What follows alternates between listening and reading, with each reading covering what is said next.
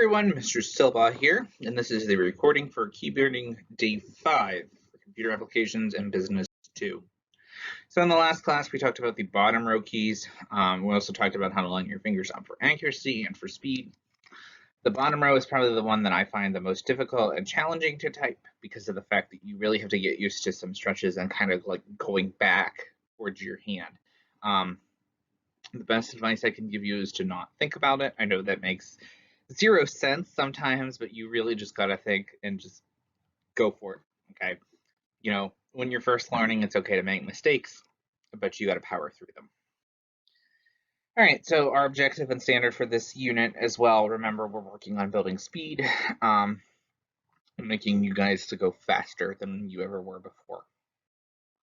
As a reminder, how I'm measuring you this unit, labs K1 through K7.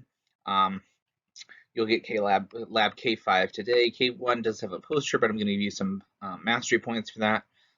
You also have your speed building activities and the number pad activities. I'm going to be releasing the details of those this weekend. I finally now know what the plan is, so you'll find out about those over this weekend, and we'll start getting you prepared on Tuesday for those. All right, here we are, day 5. Today we're talking about numbers. Next week, you have no school on Monday. You do not need to log in. Please enjoy your day off. Then we'll talk about your practice activities and how you're going to accomplish those. This unit is 3 weeks in total, and we're at the end of week 1. All right. In order to type the top row, the very top row, the numbers, you need to really stretch your fingers.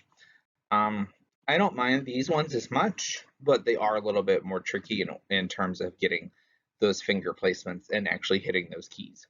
This one takes a lot of practice.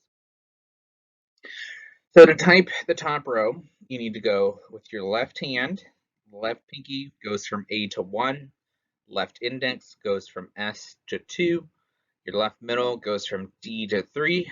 And then your left pointer finger does double. It goes from 4 to 5. On your right hand, your right pinky goes from the semicolon to 0. Your right index finger goes from L to 9. Your right middle finger goes from K to 8. And then your right pointer finger goes from J to 6 and 7. Number row is not too awkward to type. Just remember that it's hard to reach. Practice is very key here in order to get your fingers to stretch into those positions. Don't be discouraged if it feels a little weird at first. All right. Your first step is going to put your, to practice, make sure you put your fingers on home row. Home row will never leave you. That's one of the things that I always have to remind everyone of when they're learning to type. Home row stays there the whole time. It won't leave, it won't move, it's not going to change. The keys aren't going to rearrange themselves. It's all about memorizing and learning where those keys are in order to stretch your fingers and get them into the proper positions. Remember, to build accuracy, what I recommend, you can open up a blank Word document or open up like a notepad document and just start practicing typing. You can use numbers, sentences. You pretty much know the entire keyboard now, and so you want to start practicing and building your going back and forth with those. Okay, make sure that you know which fingers are responsible for typing, and you can always review any of the lessons from this unit in order to help answer any of your questions.